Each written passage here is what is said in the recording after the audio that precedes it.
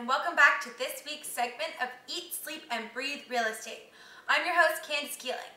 This week's segment, we're going to be talking about Mike Reidy's question. He asks, my wife and I are currently renting but hoping to purchase our first home sometime in the near future. We have been saving for our down payment, but we are a little worried that we're going to run into other hidden costs when it comes to buy a house. We have searched the internet, but finding answers specific to Ontario is difficult. So my question is, what types of expenses should we expect and plan for? Legal fees, property taxes? Question mark.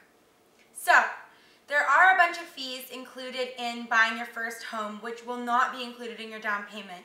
First and biggest is the land transfer tax.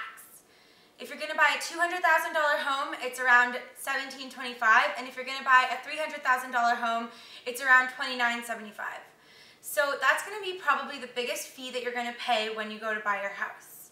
And it goes up in increments as the home price gets higher. So it's something I could talk about specific with each buyer. But that gives you an idea. Next, there's lawyer's fees. You can call different lawyers and ask ahead of time for quotes on how much their fees are going to be.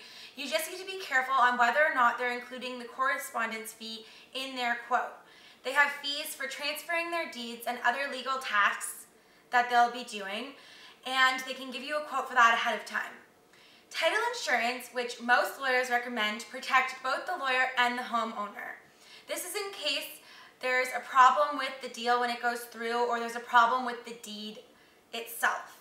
So if after the fact you find out that the fence isn't on the line that's actually on the title and you need to move the fence, it can cover you for the cost of moving the fence.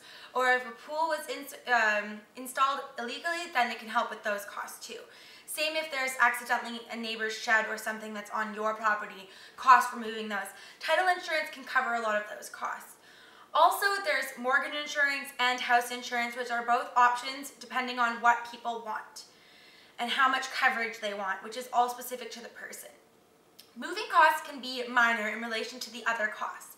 So whether or not you want to pay someone to do everything and completely move all your stuff so you don't have to worry about it, or if you want to rent a U-Haul, or you can borrow someone's truck. All those costs depend on how much stuff a person's moving and where they're moving to. Plus property taxes throughout the year. Generally, you can pay them blended with mortgage payments, or you can pay them quarterly, but where they might come up as a fee is if the seller prepaid the property taxes for the year, then the buyer's going to have to pay the property taxes that are due from the date they take possession to the end of the year to the seller through the lawyer. So that's a cost that may come up if the seller already paid the property taxes for the year. If not, you can just pay them through the year or with blended mortgage payments. New owner registration fee for Union Gas and for London Hydro is $31 and $35 respectively, so that's something local to London that you'd have to think about.